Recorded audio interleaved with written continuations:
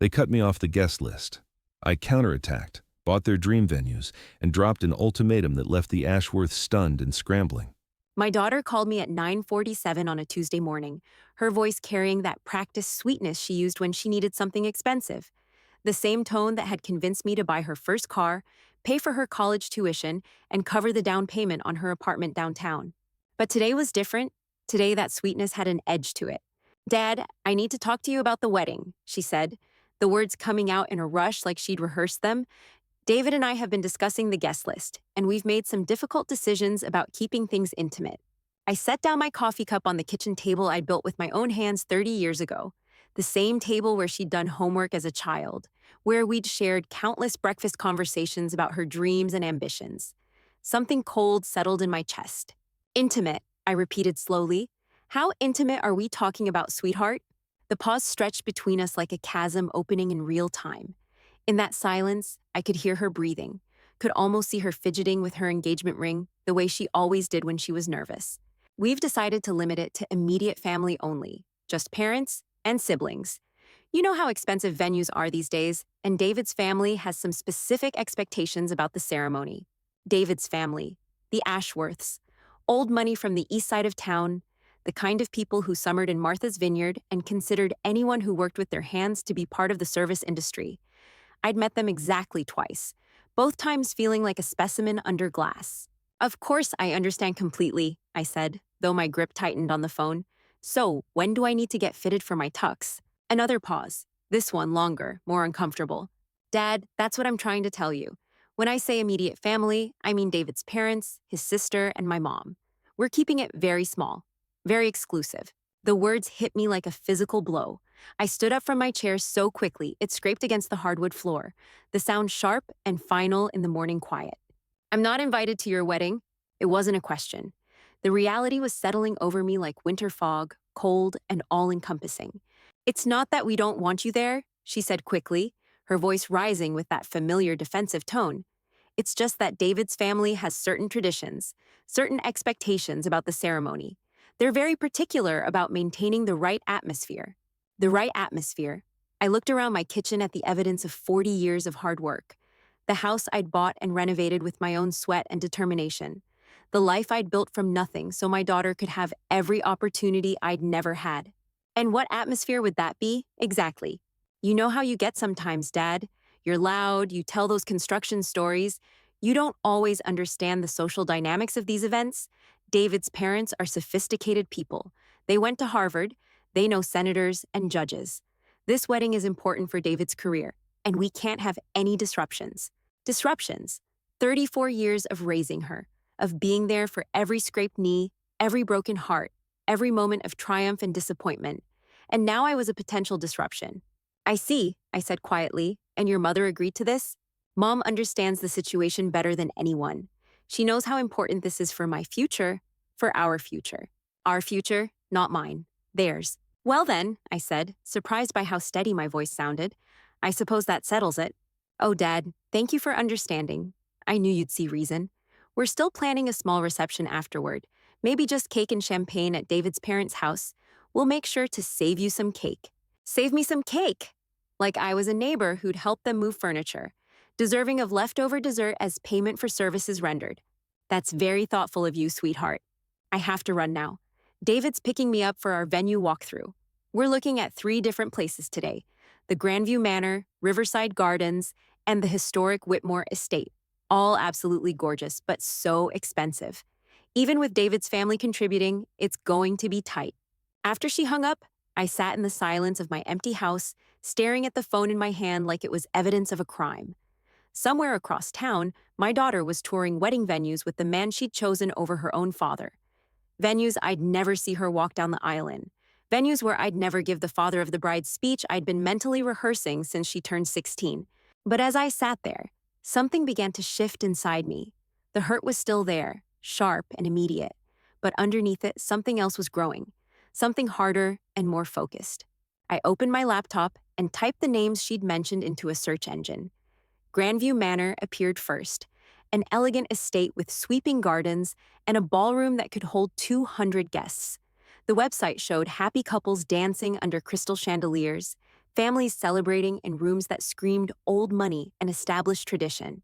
Riverside Gardens was more rustic but equally impressive, with outdoor ceremony spaces overlooking the river and reception halls decorated with exposed beams and fairy lights. The kind of place where David's Harvard-educated family could feel both sophisticated and charmingly down to earth. The historic Whitmore Estate was the crown jewel, a restored 19th century mansion with a guest capacity of 300, gardens that had been featured in wedding magazines, and a price tag that made my eyes water. I scrolled through photo after photo of beautiful ceremonies, of fathers walking their daughters down rose petal strewn aisles, of families gathered in celebration of love and new beginnings. Everything I'd been denied. My phone buzzed with a text message, a photo from Rebecca showing off her engagement ring to her coworkers with the caption, "Can't wait for Dad to see this in person at the wedding." But there would be no in person for me. There would be no proud father moment, no dance with my little girl, no speech about watching her grow from a stubborn toddler into the accomplished woman she'd become. I closed the laptop and walked to my home office, where I kept my financial records in the filing cabinet Rebecca had bought me for Father's Day 3 years ago. The same filing cabinet she'd insisted was much more organized than those messy piles of papers you always have lying around. Inside the manila folders marked investments and savings, I found exactly what I was looking for. 40 years of careful financial planning, of living below my means, of sacrificing immediate pleasures for long-term security. Money I'd been saving for retirement, for emergencies, for the kind of comfortable old age that didn't burden anyone else. But what was the point of financial security if the people you'd worked so hard to provide for didn't consider you worth including in their most important moments? I pulled out my calculator and started adding numbers. The house was paid off, worth approximately $400,000 in today's market. My 401k had grown steadily over the decades, now sitting at just over $200,000. The savings account Rebecca didn't know about, the one I'd been contributing to since she graduated college, contained another $150,000. $750,000, more than enough for a comfortable retirement, also more than enough to make a very different kind of statement. I opened my laptop again and navigated back to the wedding venue websites. This time, I wasn't looking at them as a father who'd been excluded from his daughter's wedding. I was looking at them as a potential customer with very deep pockets. Grandview Manor's contact form was elegantly simple: name, phone number, email address, and a text box for special requests. I filled it out methodically, my fingers steady on the keyboard. Special requests. Interested in booking venue for extended private events, budget flexible. Please contact immediately for consultation. Riverside Gardens had a similar form, though theirs asked for preferred dates and estimated guest count. I left those fields blank and simply wrote, "Cash buyer interested in multiple bookings, no date restrictions." The historic Whitmore Estate required a phone consultation for bookings over a certain dollar amount. Perfect. I dialed their number and waited for someone to answer. "Whitmore Estate Events, this is Patricia speaking. How may I help you today?" Patricia's voice was smooth and professional, with just enough warmth to suggest genuine interest in making dreams come true. "I'm interested in booking your venue for several events over the next few months. I understand you have some of the most exclusive spaces in the city." "We certainly do, sir. Our estate has been hosting elegant celebrations for over 30 years. What type of events were you considering?" I looked out my kitchen window at the garden where Rebecca had played as a child, where she'd practiced walking in high heels before her prom, where she'd told me about David's proposal just 6 months ago. "I'm planning some very special celebrations," I said, "the kind that people remember for the rest of their lives. Money is no object. When can we schedule a consultation?" "I have an opening this afternoon at 2 o'clock, if that works for your schedule." "Perfect, I'll see you then." As I hung up the phone, I felt something I hadn't experienced in years. Not since I'd started my own construction company, with nothing but a pickup truck and a determination to build something lasting. The thrill of taking control, of refusing to be a victim of other people's decisions. Rebecca thought she could erase me from the most important day of her life because I didn't fit the image she wanted to project to David's family. She thought my presence would be disruptive to their perfect, sophisticated celebration. She had no idea what disruption actually looked like. But she was about to learn. I spent the rest of the morning researching wedding industry pricing, vendor contacts, and the kind of connections that money could buy in a city where reputation meant everything. By noon, I had a list of phone numbers and a strategy that would have impressed my business school professors if I'd ever had the luxury of attending business school. The irony wasn't lost on me.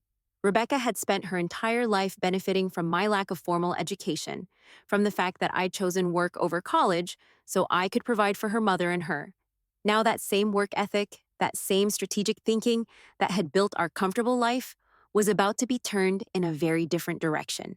My phone rang as I was putting on my best suit, the charcoal gray one Rebecca had picked out for her college graduation.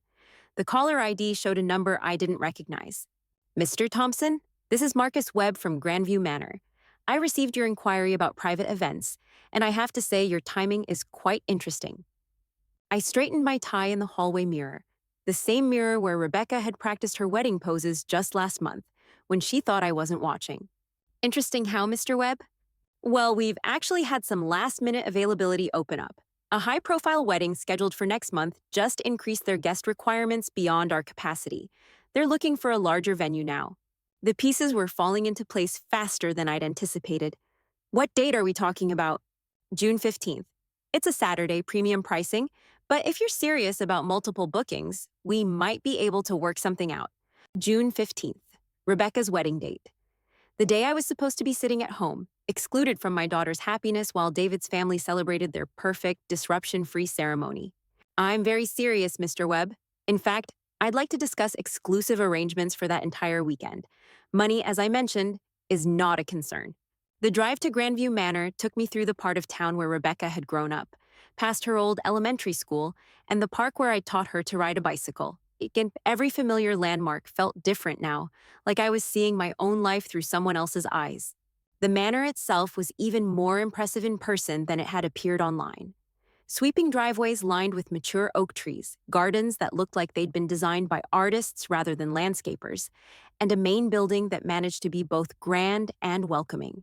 Marcus Webb met me at the main entrance, a man in his 50s with the kind of polished appearance that came from years of managing other people's special occasions. His handshake was firm, his smile genuine but professional. Mr. Thompson, welcome to Grandview Manor. I have to admit, your call has us quite intrigued. It's not often we get inquiries for multiple exclusive bookings. He led me through the main hall, pointing out architectural details and capacity numbers with practiced ease. The ballroom could hold 200 guests for dinner, 300 for cocktail reception. The garden ceremony space had been the setting for over 1,000 weddings, including several that had been featured in national magazines. This is where most couples exchange vows, he said, gesturing toward an elegant gazebo surrounded by rose bushes that wouldn't reach full bloom until next month. The photography opportunities are endless, and the acoustics are perfect for both intimate ceremonies and larger celebrations. I could picture Rebecca walking down that aisle, her dress trailing behind her, David waiting at the altar with his Harvard-educated smile. Could picture his parents nodding approvingly at the sophisticated setting, the perfect backdrop for their son's perfect wedding. Could picture myself not being there to see any of it. Tell me about the June 15th availability, I said. Marcus pulled out his tablet, scrolling through what I assumed were booking schedules and pricing tiers. The original clients had booked our premium package: ceremony, reception, bridal suite, grounds access for photography, the complete experience. They've already made a substantial deposit, but they'll forfeit that if they cancel. How substantial? $25,000, non-refundable according to our standard contract terms. $25,000. More than I'd spent on my first house, but less than I'd contributed to Rebecca's college education. Less than the car I'd bought her for graduation. Certainly less than the value of being included in my only daughter's wedding. And if I were to book that date exclusively, what would we be looking at financially? Marcus's eyebrows rose slightly. For exclusive access to the entire property, the ceremony space, both ballrooms, the gardens, bridal facilities, parking, and grounds, we're looking at approximately $60,000 for the day, plus catering and additional services. $60,000 for one day. The kind of money that would have seemed impossible when Rebecca was young, when every dollar had been carefully budgeted and every expense weighed against necessities. The kind of money I could now spend without materially impacting my financial security. I'll take it. Marcus blinked. I'm sorry? June 15th, exclusive access to the entire property. I'll take it. Mr. Thompson, perhaps we should discuss your specific event requirements first. Guest count, catering needs, timing, decorations. These details affect pricing significantly, and I'll pay full premium rates for everything. Consider it a blank check arrangement. When do you need the deposit? The transformation in Marcus's demeanor was immediate and complete. The polite professionalism shifted into something approaching reverence, the way people looked at customers who represented commission bonuses and year-end performance reviews. I can have contracts drawn up within the hour. A 50% deposit would secure the booking immediately, with the balance due 2 weeks before the event. $30,000. I pulled out my checkbook, the same checkbook I'd used to pay for Rebecca's orthodontics, her school clothes, her college textbooks. The pen felt weightier than usual as I wrote out the numbers. There's one more thing, I said, tearing off the check and handing it to Marcus. I'll need you to contact the original clients who were booked for that date. Let them know the venue is no longer available. Marcus looked confused. Sir, we typically handle cancellations with more notice. The clients will need time to find alternative arrangements. And ethically, tell them exactly what happened. Tell them someone made a better offer, someone who valued the venue more than they did, someone who understood that important occasions require significant investment. Understanding dawned in Marcus's eyes. This wasn't just about booking a venue. This was about sending a message. And in the wedding industry, messages traveled fast through a surprisingly small community of vendors, venues, and service providers. I'll make those calls immediately, he said. Is there anything else you'll need for your event? I thought about Rebecca's Pinterest boards, the ones she'd shown me months ago when she was still including me in her wedding plans. The color schemes, the flower arrangements, the specific details that would make her day perfect in every way she'd dreamed. Actually, yes. I'll need the contact information for your preferred vendors. Florists, photographers, musicians, caterers. The best ones. The ones that book up months in advance. Marcus was already pulling out his phone. I have an excellent list. These are the vendors we recommend to our most discerning clients. Though I should mention, with such short notice, availability might be limited. Money solves availability problems, I said. Trust me on that. As I drove away from Grandview Manor with a signed contract in my briefcase and a receipt for $30,000 in my wallet, I felt something that had been missing since Rebecca's phone call that morning. Purpose. My phone buzzed with a text message from Rebecca. Just finished the venue tour. David's parents loved Grandview Manor, but it's so expensive. Might have to go with our second choice. Wish money wasn't such an issue. I pulled over to the side of the road and typed back. Don't worry about money, sweetheart. I'm sure everything will work out exactly as it should. Then I scrolled through my contacts until I found the number for Riverside Gardens. Hello, this is Robert Thompson. I'm interested in booking an event for June 15th. I understand you might have availability, and I'm prepared to make a very competitive offer. By 5 o'clock that afternoon, I had signed contracts with all 3 venues Rebecca had toured that morning: Grandview Manor, Riverside Gardens, and the historic Whitmore Estate. 3 of the most exclusive wedding locations in the city, all booked for the same date, all paid for with deposits that would make cancellation financially devastating for anyone else. But I wasn't anyone else. I was a father who'd spent 34 years building a life around someone who'd decided I wasn't worth including in her most important moment. Rebecca called as I was reviewing the contracts spread across my kitchen table. Dad, the strangest thing happened today. All 3 venues we looked at are suddenly unavailable for our date. Grandview Manor said someone made an offer they couldn't refuse. Riverside Gardens got booked by a private client who paid cash up front. Even the Whitmore Estate, which never books less than 6 months in advance, is mysteriously unavailable. Her voice carried a note of panic I hadn't heard since she was 12 and thought she'd lost her science fair project the night before it was due. That is strange, I agreed. The wedding industry can be very unpredictable. We're going to have to postpone or find somewhere completely different. David's parents are furious. They've already sent save the dates to their friends. His mother said this kind of thing doesn't happen to people like them. People like them. The phrase hung in the air like smoke from a fire I deliberately set. I'm sure you'll figure something out, sweetheart. You're resourceful, just like your old man. This is a disaster, Dad. Everything was planned perfectly, and now it's all falling apart. I don't understand how this could happen. I looked at the contracts on my table, each one representing a small fortune and a very large statement. Each one proving that disruption was exactly what I'd promised it would be. Sometimes, I said quietly, things fall apart so they can be rebuilt the right way. After I hung up with Rebecca, I sat in the growing darkness of my kitchen, surrounded by contracts that represented more money than most people spent on a house. The weight of what I'd done was beginning to settle in, but instead of regret, I felt something I hadn't experienced in months: control. My phone rang again at 7:30. This time it was David himself, his voice tight with barely controlled frustration. "Mr. Thompson, Rebecca told me about the venue situation. I have to ask, do you know anything about this? It seems awfully coincidental that all three places we looked at became unavailable on the same day." I leaned back in my chair, the same chair where I'd helped him study for his bar exam just 2 years ago, back when I was still considered family, back when my blue-collar wisdom was useful for understanding real-world applications of legal theory. "David, I'm sure I don't know what you mean. The wedding industry is competitive. These things happen." "No, Mr. Thompson, these things don't just happen. Not to venues like Grandview Manor, not to families like mine." My father called his connections at the country club. "Word is someone with serious money came in today and bought out half the premium venues in the city." Serious money. I almost smiled. If only he knew that serious money had come from 40 years of getting up at 5 in the morning, of working weekends when other fathers were at their kids' soccer games, of choosing generic groceries so Rebecca could have name brand everything. Well then, maybe whoever it was had very important reasons for needing those venues. The silence stretched between us like a negotiation neither of us wanted to lose. When David spoke again, his voice had shifted into what Rebecca called his lawyer mode, all cold precision and calculated intimidation. "If you're involved in this somehow, you need to understand the consequences. My family has influence in this city, business connections, political relationships, social standing that goes back generations. Whatever game you think you're playing, you're out of your league." Game. As if 40 years of being a father was something I'd entered into casually for entertainment.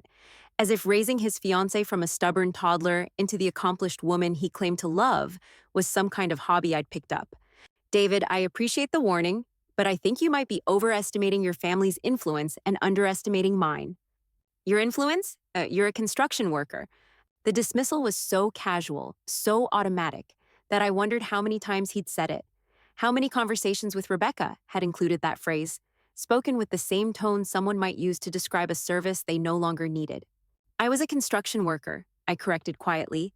"Now I'm a man with very deep pockets and apparently much better connections than you realized." I hung up before he could respond, but I didn't turn off the phone. I wanted to see what would happen next, how quickly word would spread through their social circles, how long it would take for the panic to really set in. The answer was 43 minutes. Rebecca called in tears, her voice breaking with the kind of desperation I remembered from her teenage years when everything felt like the end of the world. "Daddy, please, if you know anything about what's happening, you have to help me. David's family's talking about postponing everything. His mother says the guest list expectations can't be changed, and without a proper venue, the whole wedding will be an embarrassment to their reputation." "Daddy," she hadn't called me that in 3 years, not since she'd started dating David and decided that particular term of endearment was too childish for someone engaged to a Harvard law graduate. "Rebecca, I'm confused. This morning you told me I wasn't invited to your wedding because I didn't fit the right atmosphere. Now you're calling me daddy and asking for help. Which version of our relationship are we operating under today?"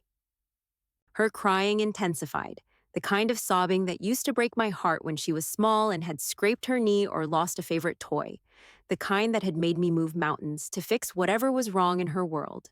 "I know what I said this morning was wrong. I know it hurt you.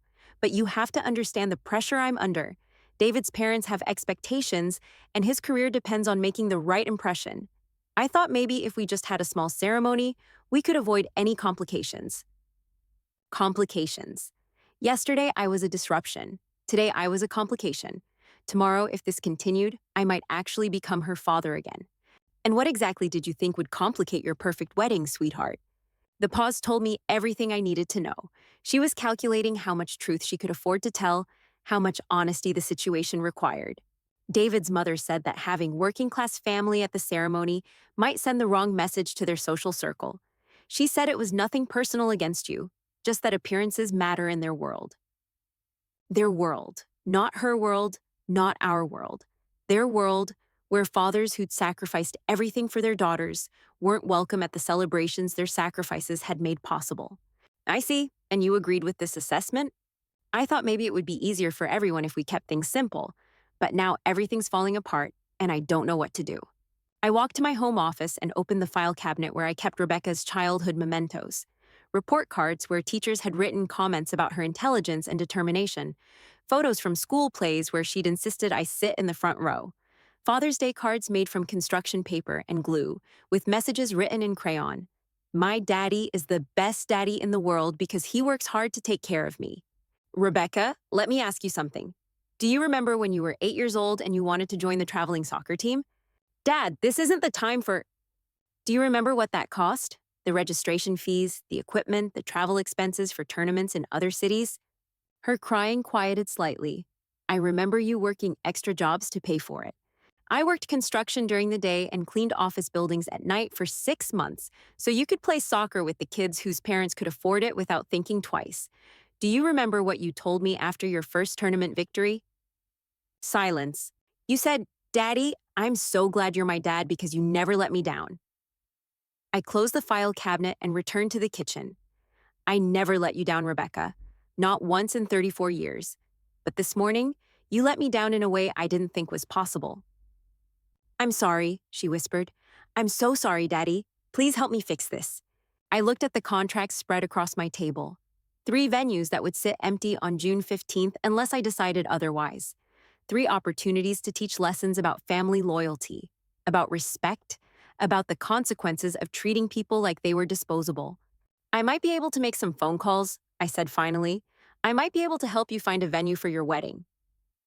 The relief in her voice was immediate. Oh, thank you, Daddy. Thank you so much. I knew you'd. But there will be conditions. The relief faltered. What kind of conditions? First, I will be invited to your wedding. Not as an afterthought, not as a compromise, but as your father who will walk you down the aisle and give a speech about the daughter he raised and the woman she's become. Of course, absolutely. I never should have. Second, David's family will treat me with respect. Not tolerance, not politeness, but genuine respect for the man who made their son's happiness possible. I'll talk to them. I'll make them understand. Third, and this is non-negotiable, you will personally apologize to me in front of David and his parents for suggesting that I wasn't good enough to attend your wedding. The silence stretched longer this time. I could almost hear her weighing the humiliation of public apology against the disaster of having no wedding venue. Okay, she said finally. I'll do it, whatever it takes. Good. I'll make some calls tomorrow morning. But Rebecca, understand this clearly. If you or David or his family ever treat me as less than family again, I won't be making helpful phone calls. I'll be making very different kinds of calls to very different kinds of people. After she hung up, I poured myself a glass of the good whiskey I'd been saving for her wedding toast. The whiskey I thought I'd never have occasion to drink. But plans change, people change, and sometimes fathers who've been taken for granted discover they have more power than anyone realized. My phone buzzed with a text from David. Rebecca told me about your conversation. We appreciate your willingness to help resolve this situation. Perhaps we can discuss terms like reasonable adults. Terms like this was a business negotiation instead of a family crisis they'd created. I typed back, the terms are simple. Treat me like family or find your own venue. You have until tomorrow morning to decide. Then I opened my laptop and began researching something I'd never thought I'd need to know about. Wedding planners who specialized in last-minute luxury events. Because if Rebecca and David agreed to my conditions, I was going to give them a wedding that would be talked about for years. And if they didn't agree, I was going to give them a lesson in consequences that would be remembered even longer. Either way, June 15th was going to be a day that changed everything. The next morning brought coffee that tasted better than it had in months, and a phone call I'd been expecting since dawn. Marcus Webb from Grandview Manor, his voice carrying the kind of careful curiosity that came from dealing with eccentric, wealthy clients. Mr. Thompson, I hope you don't mind me calling so early.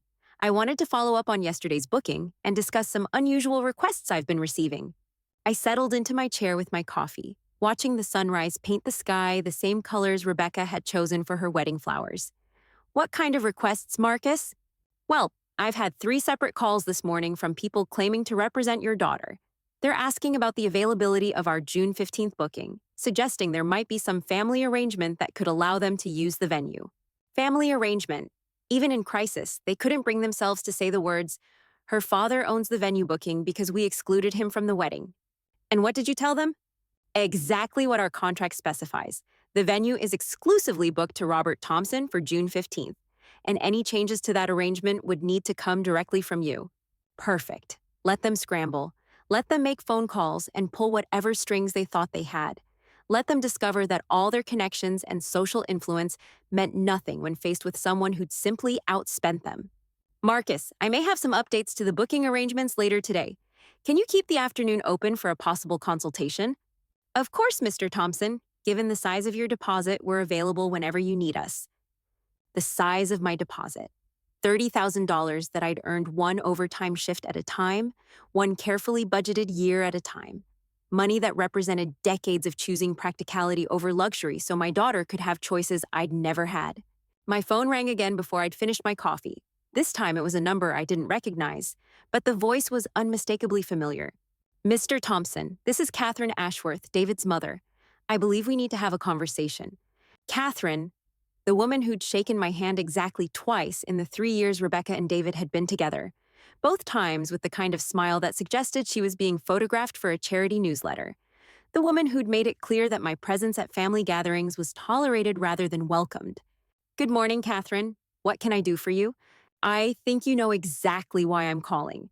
This situation with the venues has gotten out of hand, and it's time for adults to handle it properly. Adults. As if I'd been acting childishly by refusing to be excluded from my own daughter's wedding. I'm not sure what situation you're referring to. I've simply made some business transactions that seem like good investments. Mr. Thompson, please. We both know this isn't about investments. You're angry about the guest list situation, and you're taking it out on the children. This isn't the way mature people handle disagreements. The children. Rebecca was 32 years old, had a master's degree in marketing, and ran campaigns for major corporate clients. David was 34, a practicing attorney with his own office downtown. But to Catherine, they were children whose wedding was being disrupted by an unreasonable working-class father who didn't understand his place. Catherine, let me make sure I understand your position. You decided I wasn't sophisticated enough to attend my daughter's wedding. You convinced her that my presence would be an embarrassment to your family's reputation. And now that there are consequences for that decision, you want me to act mature and make it all go away? The guest list was never about you personally. It was about maintaining the appropriate atmosphere for the ceremony. David's career requires careful attention to social presentation and... Stop! The word came out harder than I'd intended, carrying 40 years of frustration with people who thought money determined worth. Catherine, I've been polite to your family for 3 years. I've smiled when you've made comments about my education, my work, my background. I've pretended not to notice when you've excluded me from conversations or treated me like hired help at family gatherings. Silence on the other end. Good. It was time she listened instead of talked. But the moment you decided my own daughter's wedding was too good for me, politeness ended. The moment you convinced her that her father was a liability to her happiness, cooperation ended. Mr. Thompson, surely we can reach some kind of accommodation.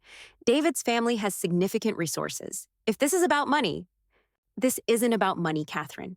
If it was about money, I would have sent you a bill for 34 years of raising the woman your son claims to love. This is about respect. This is about recognizing that the man who made Rebecca's success possible deserves to celebrate her happiness. And if we were to reconsider the guest arrangements, if we were to extend an invitation, now we were getting somewhere. I could hear the calculation in her voice, the same tone Rebecca used when she was trying to figure out the minimum effort required to get what she wanted. That would depend on what kind of invitation you're talking about. Are we discussing a pity invitation, where I'm allowed to attend but expected to stay quiet and invisible? Or are we talking about treating me like Rebecca's father, with all the respect and inclusion that role deserves? Another pause. Longer this time. I could almost hear her internal struggle between her social prejudices and the reality that I now controlled something she needed. I think we could arrange for appropriate recognition of your role in Rebecca's life. Appropriate recognition. Even when she was trying to compromise, Catherine couldn't bring herself to use words like respect or family when referring to me. Catherine, let me save us both some time. Here's what's going to happen. You and your husband and your son are going to sit down with Rebecca and apologize to me for suggesting I wasn't worthy of attending her wedding. You're going to acknowledge that I've been a good father who deserves to be included in family celebrations, and you're going to treat me with genuine respect, not just politeness, from now on. Mr. Thompson, you're asking us to... I'm not asking, Catherine. I'm explaining the conditions under which I might be willing to help resolve the venue situation. Take them or leave them. And if we refuse? I looked out my kitchen window at the garden where Rebecca had played as a child, where I'd taught her to plant seeds and tend growing things with patience and care, where I'd learned that some plants needed harsh winters to bloom properly in the spring. Then Rebecca and David can find their own venue, plan their own wedding, and build their own life without any help from the unreasonable working class father who wasn't good enough for their celebration. You would really do that to your own daughter? Catherine, I'm not doing anything to my daughter. I'm responding to what you and she did to me. The choice of how this ends is entirely yours. I hung up and immediately called Marcus Webb back. Marcus, I've decided to move forward with the full premium package for June 15th. I want everything: flowers, music, catering, photography, the complete luxury experience. Excellent, Mr. Thompson. Do you have specific vendors in mind, or would you like our recommendations? I want the best of everything. Cost is no object, but I need it all arranged by this afternoon. This afternoon? Sir, that's extremely short notice for vendors of that caliber. Marcus, I'm about to teach some people a very expensive lesson about the difference between having money and having class. Whatever it costs to make that happen, I'm prepared to pay. By 3 o'clock that afternoon, my kitchen had been transformed into mission control for the most expensive lesson I'd ever taught. Contracts, vendor agreements, and payment receipts covered every surface, each document representing another piece of the puzzle I was methodically assembling. Marcus Webb had delivered on every impossible request. Thornfield Florals, booked solid through next year, had somehow found availability after I offered to pay triple their standard rates. Symphony Strings, the classical quartet that typically performed for governors' wives and senators' daughters, had canceled another engagement when presented with an offer they couldn't refuse. Even Celestial Catering, whose waiting list was longer than most people's retirement plans, had agreed to provide their signature 7-course tasting menu with wine pairings. The numbers were staggering. Flowers alone would cost more than I'd spent on my first car. The photography package exceeded what most people earned in 6 months. The music, catering, and venue coordination brought the total to a figure that would have seemed impossible when Rebecca was young, and every dollar had been carefully allocated between necessities. But impossibility was exactly the point I was making. My phone buzzed with another text from Rebecca. Dad, David's parents want to meet with us tonight. Please say you'll consider working this out. I can't lose everything over a misunderstanding. A misunderstanding. 3 days ago, I'd been told I wasn't sophisticated enough for her wedding. Today it was being reframed as a simple miscommunication between reasonable adults. I typed back, 7 o'clock, my house, all 4 of you. Then I called my brother Tommy, the only person who'd understand what I was really doing and why it mattered. Jesus Christ, Robert, you bought out 3 wedding venues in one day? Tommy's voice carried the mixture of admiration and concern that had defined our relationship since childhood. He was the brother who'd taken risks, started his own landscaping company, understood that sometimes you had to make dramatic gestures to get people's attention. Not bought out. Booked. There's a difference? Bullshit, there's a difference. You spent more money yesterday than most people see in 5 years. What's the endgame here? I looked at the contracts spread across my table, each one representing a choice between being respected and being ignored. The endgame is teaching my daughter that family loyalty isn't negotiable. And if she doesn't learn the lesson, then I'll have 3 beautiful venues and no one to use them. But at least I'll have my dignity. Tommy was quiet for a long moment. He'd been there through Rebecca's childhood, had watched me work double shifts to pay for her opportunities, had seen the pride in my eyes every time she'd achieved something new. You know what, brother? Good for you. It's about time someone in that family remembered who paid for all their fancy dreams. After I hung up with Tommy, I spent the afternoon preparing for the evening's confrontation. I cleaned the house the same way I used to when Rebecca brought friends over, making sure every surface gleamed and every detail was perfect. Not because I cared what David's parents thought of my home, but because I wanted them to see exactly what kind of man they'd underestimated. At exactly 7 o'clock, 2 cars pulled into my driveway. Rebecca and David in his BMW, followed by a silver Mercedes that probably cost more than I'd made in my best year. I watched from my living room window as they gathered on my front walk, clearly strategizing their approach like lawyers preparing for a difficult negotiation. The doorbell rang once, sharp and formal. I opened it to find all 4 of them arranged like a delegation, with Catherine and her husband Richard flanking Rebecca and David like bodyguards protecting valuable assets. Dad, Rebecca said, her voice carefully neutral. Thank you for agreeing to meet with us. I stepped aside to let them enter, noting how Richard's eyes swept my living room with the practiced assessment of someone used to evaluating other people's net worth based on their furnishings. What he saw was a comfortable middle-class home, well-maintained, but clearly the residence of someone who'd worked for everything he owned. What he couldn't see was the man who'd just spent more on wedding venues than Richard probably spent on his country club membership. Please sit down, I said, gesturing toward the seating area I'd arranged to give myself a clear view of all their faces. Can I offer anyone coffee? Catherine's smile was the kind that appeared in charity fundraising brochures. That's very kind, but we don't want to take up too much of your evening. Too much of my evening, as if this meeting was an imposition on my time rather than a consequence of their decisions. I settled into my chair, the same one where I'd helped Rebecca with homework, where I'd listened to her teenage problems, where I'd celebrated every achievement and milestone of her life. Now it felt like a judge's bench. So, I said quietly, who wants to start? David cleared his throat, shifting into the authoritative tone he probably used with opposing counsel. Mr. Thompson, we appreciate your willingness to discuss this situation rationally. We understand there may have been some miscommunication about the wedding arrangements. Miscommunication, not discrimination, not exclusion. Just a simple failure to properly convey information. David, there was no miscommunication. Your fiancé called me Tuesday morning and told me I wasn't invited to her wedding because I didn't meet your family's standards for appropriate guests. Richard spoke for the first time, his voice carrying the casual authority of someone used to controlling conversations through sheer presence. Mr. Thompson, I think you may have misinterpreted the situation. Family weddings often require difficult decisions about guest lists, especially when space is limited. Space wasn't limited at any of the venues Rebecca toured. Grandview Manor holds 200 people. Riverside Gardens accommodates 300. The Whitmore estate can handle even larger celebrations. The specific numbers landed like artillery shells in the middle of their carefully constructed narrative. I watched their faces change as they realized I knew exactly what venues had been available, exactly what capacity they offered, exactly what kind of celebration had been planned. Catherine's composure slipped slightly. How do you know about those venues? Because I own the bookings for all three of them. The silence that followed was the kind that precedes explosions. I could see the calculations happening behind their eyes, the recognition that their entire strategy had been based on a fundamental misunderstanding of who they were dealing with. Rebecca found her voice first, though it came out smaller than usual. Dad, what do you mean you own the bookings?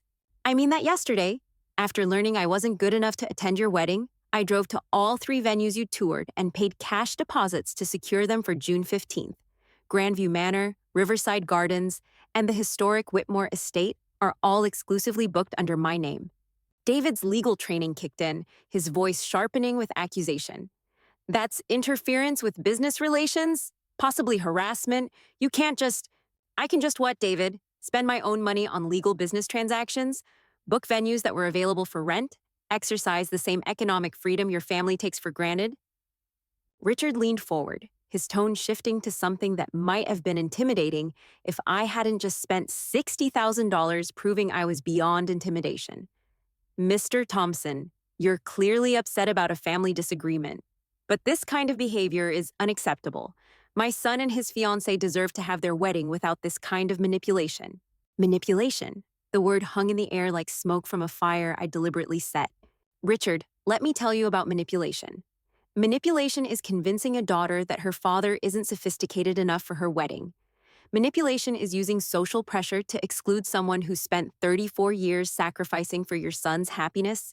What I did yesterday wasn't manipulation. It was capitalism. Catherine's mask of politeness was cracking visibly. This is extortion, plain and simple. You're holding their wedding hostage to force us to include you. No, Catherine, I'm holding their wedding venues hostage to force you to treat me with basic human decency. There's a difference. I stood up and walked to my kitchen, returning with the folder of contracts I'd organized like evidence in a trial. Setting it on the coffee table between us, I opened it to reveal the scope of what I'd accomplished in less than 24 hours. These are legally binding contracts for 3 of the most exclusive wedding venues in the city, all booked for June 15th. The deposits are non-refundable, the terms are ironclad, and the total cost is approximately $180,000. Rebecca's face went white. $180,000? That's just the venues. The full wedding packages I've arranged cost significantly more. Richard's voice dropped to the tone he probably used in boardroom negotiations. What exactly are you asking for, Mr. Thompson? Finally, the right question. I closed the folder and looked at each of them in turn. These four people who'd decided my presence would diminish their perfect day. I'm asking for what I should have received automatically: respect, recognition that I'm Rebecca's father and deserve to be included in her wedding, an acknowledgement that the man who raised her, educated her, and made her success possible has earned the right to celebrate her happiness. And if we agree to these terms, David asked carefully, then Rebecca gets the wedding of her dreams at Grandview Manor, with flowers from Thornfield, music from Symphony Strings, and catering from Celestial. Everything she's ever wanted, plus some things she probably never dared to hope for. And if we don't agree? I smiled, feeling the same satisfaction I'd experienced when landing my first major construction contract. Then you'll find other venues, other vendors, and other ways to celebrate. And I'll use my bookings for something else entirely. Catherine couldn't help herself. What could you possibly do with 3 wedding venues? I've been thinking about that. Maybe I'll throw a party for all the construction workers, electricians, plumbers, and painters who've helped build the houses your friends live in. Give them a chance to experience the kind of luxury they create but never get to enjoy. Show them what it feels like to be treated like honored guests instead of hired help. The image hit them exactly as I'd intended. They're exclusive venues filled with working-class families. They're sophisticated spaces occupied by people who understood the value of hard work and honest labor. Rebecca spoke for the first time since learning about the money I'd spent. Daddy, I never meant for things to go this far. I never wanted to hurt you. But you did hurt me, sweetheart. And more importantly, you let other people convince you that hurting me was acceptable as long as it served their purposes. I walked over to where she sat, this daughter I'd raised with such hope and love, and knelt down so we were eye to eye the way I used to when she was small and needed comfort. Rebecca, do you remember what I told you when you graduated college? When you were worried about starting your career, about whether you were smart enough and strong enough to succeed in a competitive world? Tears were forming in her eyes. You said I could accomplish anything because I had something most people didn't have. And what was that? A father who believed in me no matter what. That's right, a father who believed in you no matter what. A father who worked overtime for years to pay for your education. A father who was proud of every achievement, who celebrated every success, who was always in your corner no matter what challenges you faced. I stood up and looked at David and his parents, these people who'd tried to erase me from the most important day of my daughter's life. That father still exists. That support system is still available. That unconditional love is still here, waiting for Rebecca to remember that family loyalty works both ways. The room fell silent except for the sound of Rebecca crying softly, not the manipulative tears she'd used as a teenager to get her way, but the genuine grief of someone who'd realized they'd made a terrible mistake. David reached for her hand, his voice gentler than it had been all evening. Rebecca, maybe we should reconsider the whole arrangement. Catherine shot him a look that could have frozen fire, but Richard surprised everyone by nodding slowly. The boy's right. We may have been too hasty in our guest list decisions. Too hasty, I repeated. Is that what we're calling it? Richard met my eyes with what might have been the beginning of actual respect. Mr. Thompson, I think we may have underestimated both your feelings about the situation and your ability to do something about it. Richard, I've been underestimated my entire life. By teachers who thought I wasn't college material, by clients who assumed I couldn't handle complex projects, by people who confused the work I do with the intelligence required to do it well. The difference is, I've never let other people's underestimation stop me from achieving what I wanted. And what is it you want from this situation? I looked around the room at these 4 people whose lives I could make significantly more complicated with a few phone calls. The power felt intoxicating, like finally having the leverage I'd never possessed in family discussions. I want Rebecca to have the wedding she's dreamed of since she was little. I want to walk her down the aisle at Grandview Manor while Symphony Strings plays her favorite song. I want to give a father of the bride speech about watching her grow from a determined little girl into a remarkable woman. I want to dance with my daughter at her wedding reception. My voice caught slightly on the last part, the emotion breaking through despite my efforts to stay controlled. And I want her husband's family to understand that the man who made all of this possible deserves to be treated as family, not as hired help who can be dismissed when he's no longer useful. Catherine's voice was barely audible. And if we agree to all of this, then tomorrow morning I'll call Marcus Webb at Grandview Manor and authorize the transfer of my booking to Mr. and Mrs. David Ashworth. I'll contact all the vendors and arrange for them to coordinate directly with Rebecca for her perfect wedding day. And the other venues? I smiled, thinking about the phone calls I'd make to cancel those bookings, the deposits I'd forfeit without a second thought. Those will be my wedding gift to Rebecca, the most expensive gesture of faith I've ever made. David cleared his throat. Mr. Thompson, if we move forward with this arrangement, I want you to know that you'll be treated with complete respect by my family. What happened this week was wrong, and it won't happen again. I appreciate that, David, but understand this. Respect isn't something you can promise and then forget about when it becomes inconvenient. Respect is something you demonstrate consistently, over time, through your actions and your words. Rebecca wiped her eyes and looked at me with an expression I hadn't seen since she was 12 years old and had broken her mother's favorite vase while practicing soccer in the living room. Pure contrition mixed with hope for forgiveness. Daddy, I'm sorry. I'm so sorry for everything. For hurting you, for letting them convince me you weren't good enough, for forgetting that you've never let me down. Not once in my entire life. The apology hit harder than anger would have. This was my little girl, the one who'd made Father's Day cards from construction paper, who'd insisted I read her bedtime stories in different voices for each character, who'd told her kindergarten class that her daddy was the strongest man in the world. Sweetheart, apologies are a start, but what I need to see is change. I need to see that you've learned something from this experience about what family really means. I have learned, Daddy. I promise I have. I looked at this group of people who'd underestimated me so completely, who'd assumed I would accept exclusion quietly and gratefully. Tomorrow, Rebecca would have access to the wedding of her dreams. David's family would have their sophisticated celebration with all the right people in all the right places. But tonight, they'd all learn something about the difference between having class and having money, between being powerful and being respected. My phone buzzed with a text from Tommy. How did it go, brother? I looked around my living room at these 4 people who were waiting for me to make the decision that would determine whether Rebecca's wedding dreams came true or fell apart completely. The power to choose felt better than any paycheck I'd ever earned. It went exactly as planned, I typed back. Sometimes the best lessons are the most expensive ones. But as I looked at Rebecca's tear-stained face, I realized the real lesson wasn't about money at all.